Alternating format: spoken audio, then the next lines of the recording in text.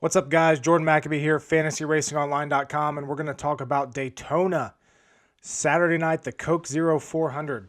This race is probably going to get pretty wild. So we have the playoff cutoff race this weekend at Daytona. Pretty much everybody's racing like it's win or nothing. This race doesn't matter for a lot of drivers, and they have nothing to lose by being super aggressive. So keep that in mind when making your lineups this week. Now, if you haven't listened to the Stacking Denny's podcast with RotoDoc and myself, make sure you do.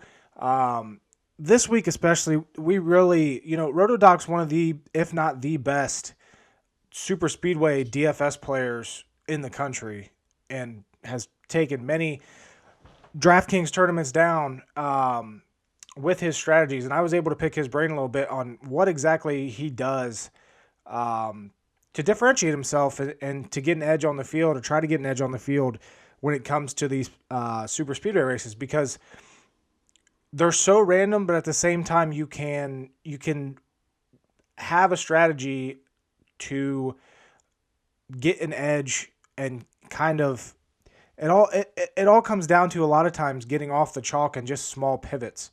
The DFS community, like, we all know how to play these super speedway races. There's no edge in the actual strategy of the race. You're going for place differential. You're going for finish.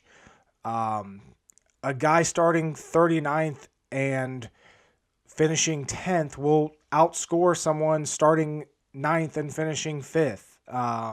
This isn't a typical week. So if you're a new DFS player, make sure that you ask if you haven't seen the strategy explained for super speedway races like Daytona and Talladega. Make sure you just ask somebody. Leave me a comment on this video.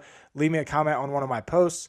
I'll be glad to kind of explain how this mindset for this race is different. But for the seasoned DFS players, for the seasoned fantasy players, we all know how to and what we should target when making a lineup. It's just getting the small little nuances and how we can differentiate ourselves, which I think is the biggest point. And like I said, make sure you check out that podcast. If you haven't checked out the podcast before, I think you really enjoy it. But especially this week, there's a ton of great information in there. You can find it on my YouTube channel. You can find it on pretty much all major podcast platforms, Spotify, Amazon, Apple, Google, you name it.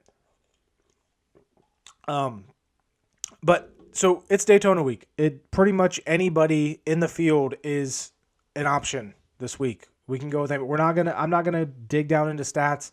I'm not going to look at average finishes because it doesn't matter this week. I did my projections. I'm not even gonna really look at them this week.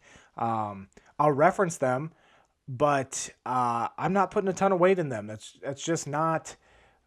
There's no point when it comes to these races at Daytona and Talladega, because it's all so random. It's literally all about which drivers can avoid the wrecks and who's gonna. It's gonna be a lot of luck. It really is. And you kind of have to take a step back and think how these races are going, or how this race on Saturday night is going to play out. In my opinion, I think I'm going to be surprised if over half the field finishes this race, because like I said, so many drivers, it's win or nothing. It doesn't matter. The only thing that matters is if you're outside of the playoffs right now and you're not Austin Dillon or Tyler Reddick and you can't get in on points, you have to win. So they're going to go for the win. They're going to be super aggressive. I do think that the first 70% of this race, how I see it fully playing out, I see the first 70% of this race being really calm. I don't think we're going to see a lot of wrecks. I think we're going to see the wrecks in the last 30 laps of this race. But I do think we're going to see a ton. I think it's going to get wild. And nobody knows who's going to win, and I think that's what's going to make it fun. I also think there's specific scenarios with drivers. I'm not really gonna go. This is gonna be a relatively quick video, as it usually is for these super speedways. I'm not gonna go driver by driver. I'm gonna touch on some specific scenarios, But for example, like Austin Dillon, if Tyler Reddick doesn't wreck out on Saturday night, Austin Dillon pretty much needs to win this race to get into the playoffs. If Tyler Reddick wrecks out, Austin Dillon pretty much needs to just finish the race, likely, to get in on points. So you have to kind of take a step back and think of those scenarios where what's likely to happen and what kind of path these drivers are going to take to get to the end of the race. Austin Dillon's going to be a very popular pick this weekend in DraftKings. I have him projected at over 40% ownership for Saturday night. That creates the opportunity to get off that chalk and kind of go to other drivers and pivot a little bit, because there's no reason why Austin Dillon should be that much higher owned than someone like Ross Chastain or Justin Haley, in that same range of starting position, when they all could finish that high. And when you have so many DraftKings players getting so heavy on a guy like Austin Dillon, who's really good at Daytona, don't get me wrong. I haven't projected one of the highest point totals this week as well. But any wreck can happen. So it's taking those situations into account and trying to differentiate yourself.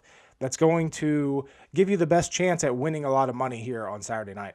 But before we get into really breaking down this slate a little bit, let's take a look at the optimal lineups from both the Daytona 500 this year and Talladega this year. So we go back to first off at Daytona, Hamlin, Chastain, McDowell, Cindric, Chase Elliott, and Cole Custer was the optimal lineup.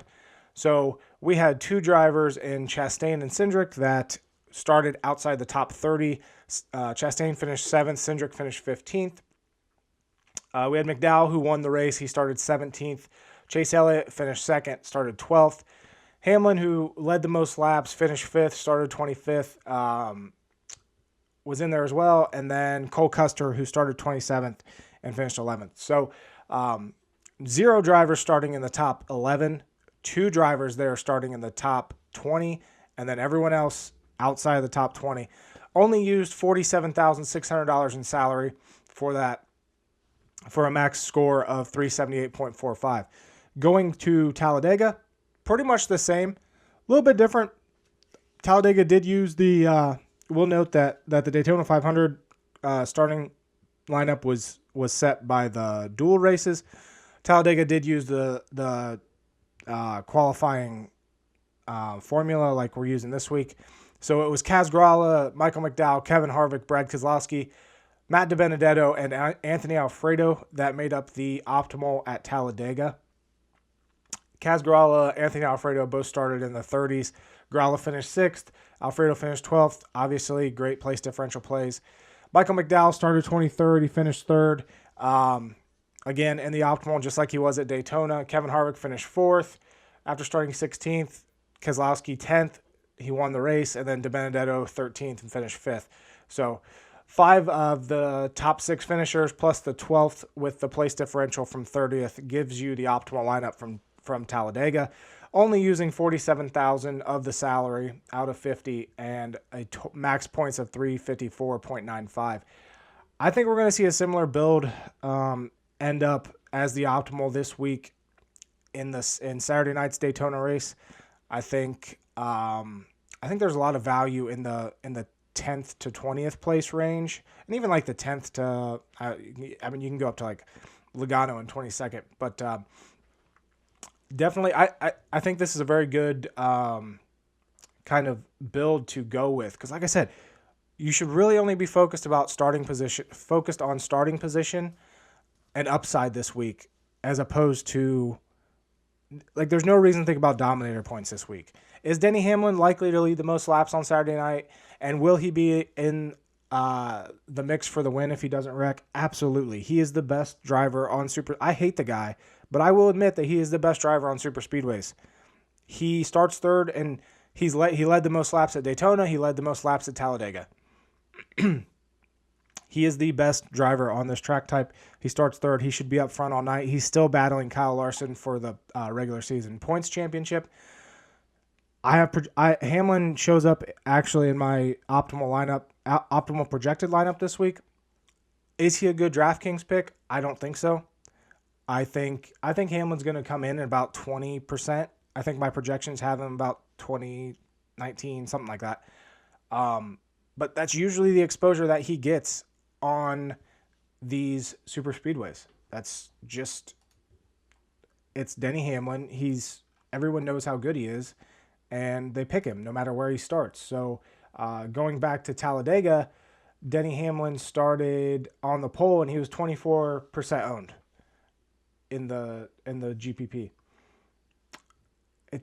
It doesn't make sense for the pole sitter to have that much exposure and be picked that often, because yes, Hamlin could have won the race. Yes, he did lead the most laps, but the downside of him just starting or just one issue, there's no reason I don't think there's any reason to have 20% exposure to anybody in the top, at least the top 9 this weekend. Keselowski starting 10th. I could see having that much with Kes, but even then it's risky.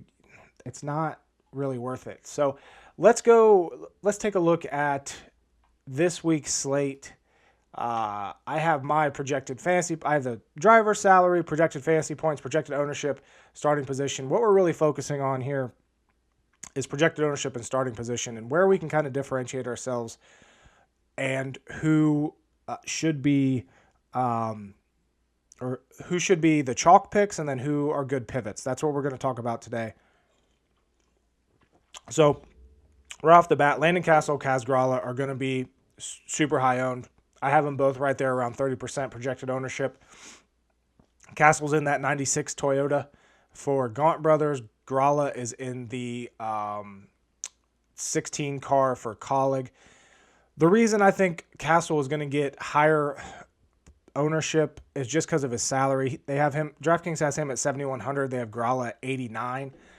Grala finished 8th at Talladega. Castle is more than capable super speedway racer. They're both very solid picks this week. And what's interesting is, since they're not typical racers, they're getting thrown in here with all the back markers. The thing with the back markers at Talladega is, yes, they are very safe picks. David Starr is a very safe pick, as weird as it sounds to say. Joey Gase is a very safe pick, as weird as it sounds to say. Josh Bilicki, Quinn Houff. They all have upside. They all are relatively safe picks because they have so much upside. What they're going to do, what these back markers are going to do, the David Starr, Joey Gase, Bilicki, Houff, Smithley, Ware, McLeod, they're going to hang out at the back of the pack on Saturday night, and they're going to be in their own world.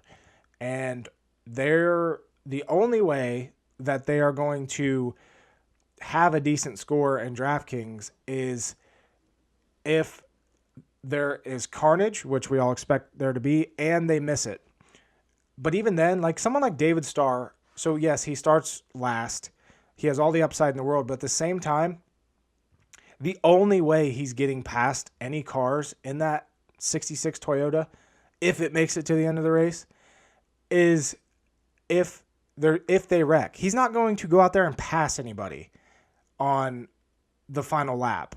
Or like if there's a final restart after a big wreck, he's not going to go out there and then suddenly challenge for a top 10. Because that car is it's still junk. And that's really picking on David Starr, but that's just how that car is. It's the same car that Timmy Hill drives. It's completely off the pace. Even it's off the back marker pace every week. So that's something to keep in mind with David Starr. We typically don't see the back markers making it into optimal lineups. Are they very safe picks? Do they have upside? Can they finish top 20? Yes, it's possible. You look at the ceilings for some of these guys. I got the ceiling of Quinn Houff at 52. Joey Gase 46. Thing is, though, in order for them to make the optimal lineup, like 70% of the field's going to have to wreck. Is it possible? Yes. Is it likely? It's not super likely, but it's definitely, I'd say, more likely in this race than it has been in recent super speedway races, just because of how aggressive drivers are going to be this weekend. But I think you definitely need exposure to the back markers, but at the same time, the top guys here in the back are Landon Castle, Kaz Grala. Now, to get off of them, I think you need at least one of them in a lineup. If you're only making 5 lineups or 10 lineups this week, I think you need at least one of them, if not both, in a lineup. But to get yourself off of those, why not go to someone like Corey LaJoie, who has a very good super speedway record, by the way. He's actually been the highest scoring, I believe the highest scoring DraftKings driver on super speedways over the last 3 years, believe it or not. 9th in the Daytona 500 this year. And again, full note here, I'm referencing finishes. Finishes don't matter.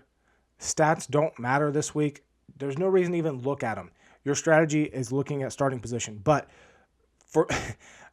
in order for me to not just say, hey, I think Corey LaJoie is a good pick this week, I need to substantiate my claims with any kind of numbers. That's how my brain works. So I'm going to reference his finishes. So going back to 2019, 18th, 11th, 6th, 7th, 8th, 16th, 21st, 28th, 9th, 22nd. Corey LaJoie is a very good driver at avoiding wrecks and finishing decent. And if you don't want to stick with the major chalk here of Castle and Grala, he makes a great pick this week, even at that 7,400. Another guy that you have to like out of the top 30 is Anthony Alfredo. I think a lot of people are going to shy away from him just because of his reputation he's earned as a guy that wrecks a lot, which lately it's definitely happened a lot more. But at the same time, John Hunter Nemechek drove this car. He didn't finish worse than 11th in the 4 super speedway races last year. And then we saw Alfredo finish 12th at Talladega. There's no reason he can't do that again this weekend at Daytona. So you got a guy starting 32nd. I'm projecting at 17%. I would rather have more Anthony Alfredo and more Corey LaJoie and go a little bit underweight on Kaz Grala and Landon Castle. Still having plenty of exposure to Castle and Grala. There's no point you're not going to completely fade those guys. They're starting 39th and 38th, and they have race cars that can legitimately challenge for top 10s. So there's no reason to go crazy. But closing that gap, we talked about this. Rotodoc talked about this on the podcast this week. Closing that gap, because the ownership is likely going to be pretty wide between these guys. So I definitely like being overweight on Alfredo, overweight on LaJoie, both of them starting outside the top 30. We got Cody Ware, BJ McLeod there in 31st and 30th. I like BJ McLeod. I'd go if you think these guys are going to be at 2%, 3% ownership, which is about where I expect them to be because of where they're starting. If you're going to go with the back markers, most people are going to go with David Starr or Gase, Bilicki starting further back. So I'd go 5 or 6% on these guys. Then we got Ross Chastain starting 29th. Definitely a good pivot option again off of Austin Dillon here. So you're getting 2 additional spots. Chastain doesn't have the record. He's super aggressive. You don't really like that at Daytona, but at the same time, like being a little overweight. Justin Haley, actually, though, is one of my favorite plays in this range. I think Chastain and Dillon are going to get Dillon especially is going to get a lot of people picking him. Chastain is just because he has better equipment than Justin Haley, but equipment, this race is a great equalizer, and equipment doesn't matter much. And Justin Haley's been really good. Again, you don't want to lean on any stats this week, but for me to substantiate this, look at these finishes by Justin Haley. Yes, 30th at Talladega this year, 32nd at Talladega in 2019. But he won the race in Daytona. Remember, his rain shortened. Probably didn't deserve it, but you had to put yourself in position to win. Last year at Daytona, he finished 20th or third. He finished 13th. He finished 11th at Talladega last fall. Justin Haley is, so if he's only going to be at 16% ownership, I'd like to be at over 20 because you're still getting a driver starting 28th, and you can have that leverage on the field then of, still having a guy with solid upside. And it's not like he's not in a backmarker car. Justin Haley can still compete. He's a solid super speedway racer. We see it in the Xfinity series as well. He's solid. Anybody can wreck. So getting someone starting 28th that's good at super speedways and having that advantage over the field and exposure is it can be very valuable on Saturday night. Same with Daniel Suarez. He has an awful record here at really at super speedways in general, and that's going to keep people away. Not to mention, if you're picking someone 27th, 28th, 29th, you're going to go with Chastain and Dillon before you're going to go Suarez. And when you think about the typical psyche when building a lineup, so let's say someone goes Castle, Gralla, Chastain, Austin Dillon, most people then are going to move up a little bit, and because they know that you can't just stack all these back markers. So Suarez is going to get overlooked because they have Austin Dillon, they have Ross Chastain, and they have two guys in the 30s. They're going to come down to Bubba Wallace or Eric Almirola or something like that. So Suarez, combined with his awful track record at super speedways, plus being in that range, he's going to get overlooked this week. He's not going to be owned by very many people. I can almost guarantee that. I don't claim to be amazing at projecting ownership, but I think Suarez is going to be one of those guys that definitely it's worth being overweight on the field because he's still in a solid car, and if he doesn't wreck, he has great upside starting 26th. Same with Cole Custer. I think a lot of people are going to overlook Cole Custer this week. He was in the optimal for the Daytona 500. He was almost in the optimal for Talladega. He was right there with Anthony Alfredo. He scored 0.25 points less than Alfredo. And then it would have been Custer in that optimal. Again, he's starting 25th.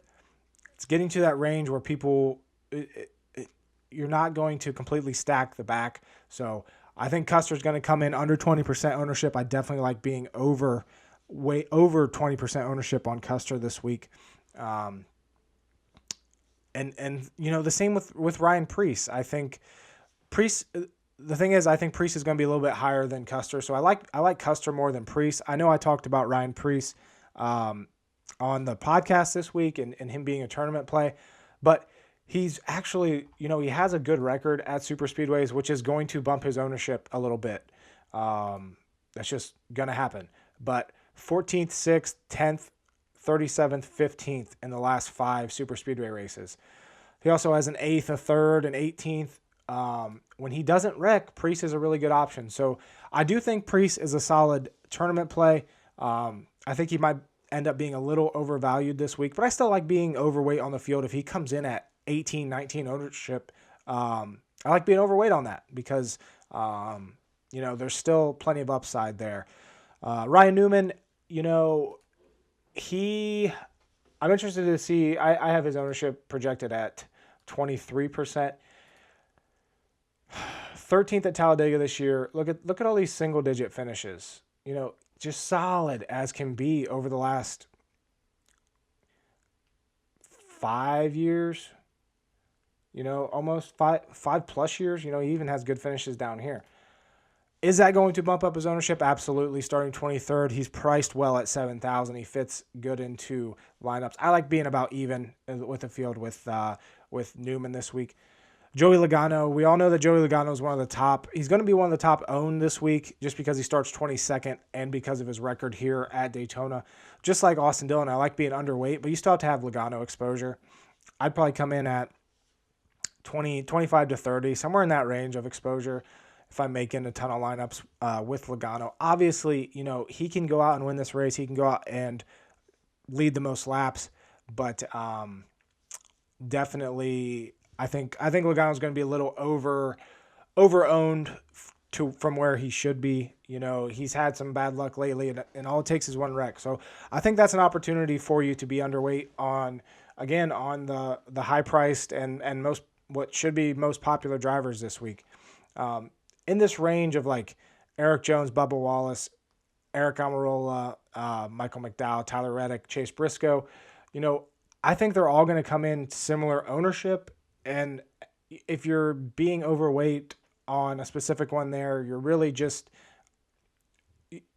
what you need for this to work out in this range is a top 5 finish. Like that's the only way.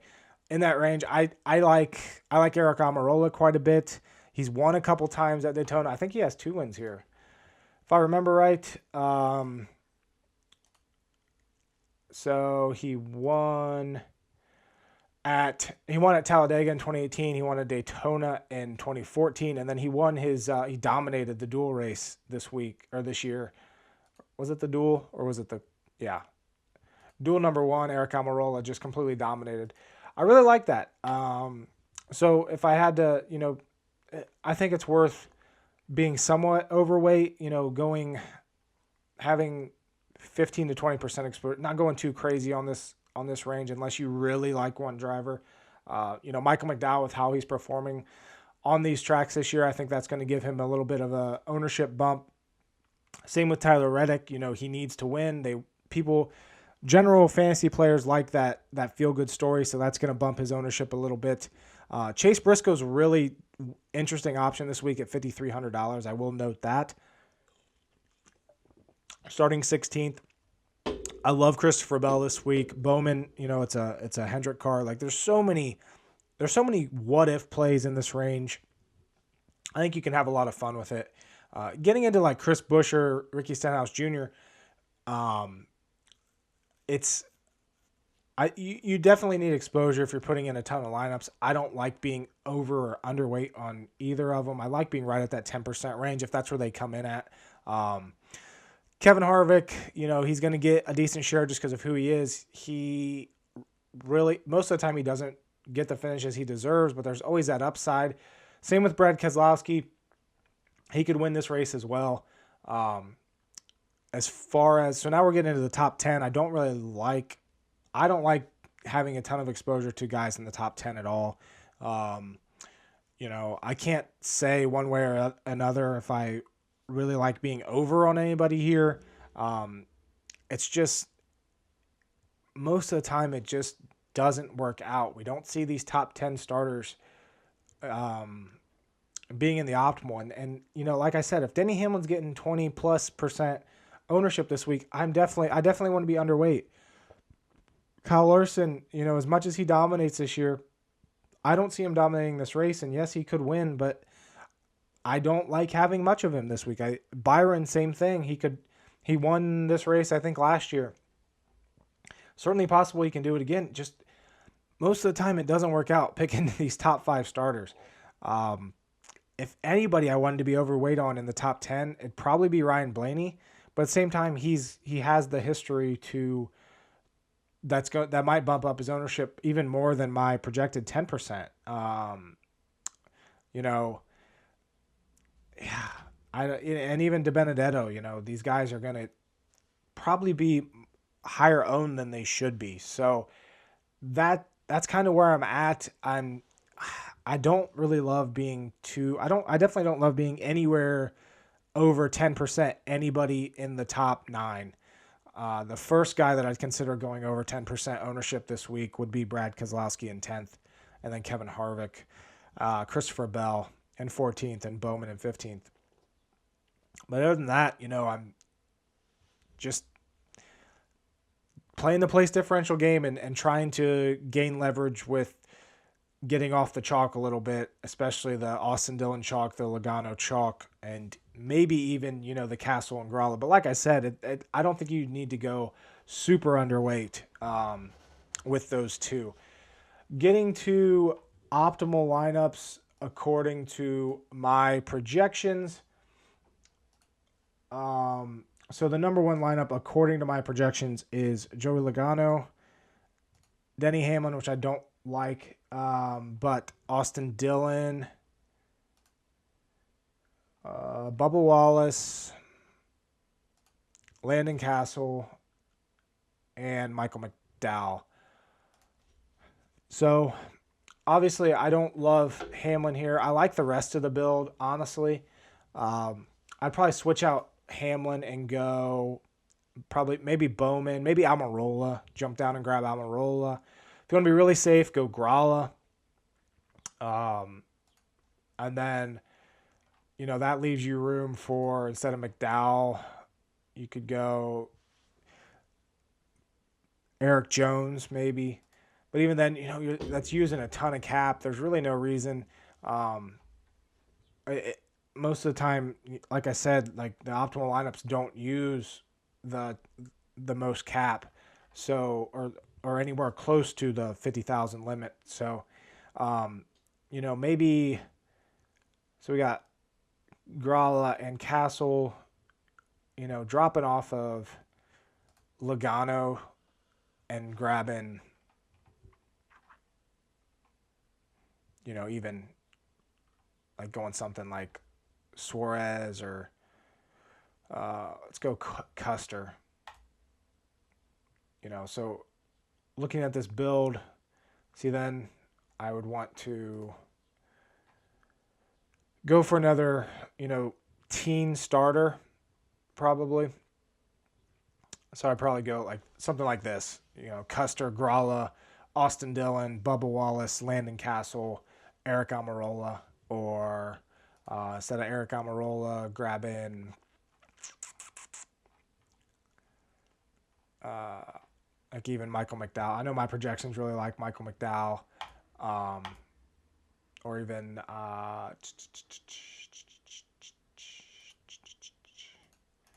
or like Haley. I think there's you don't want to stack the back this week, but at the same time you do.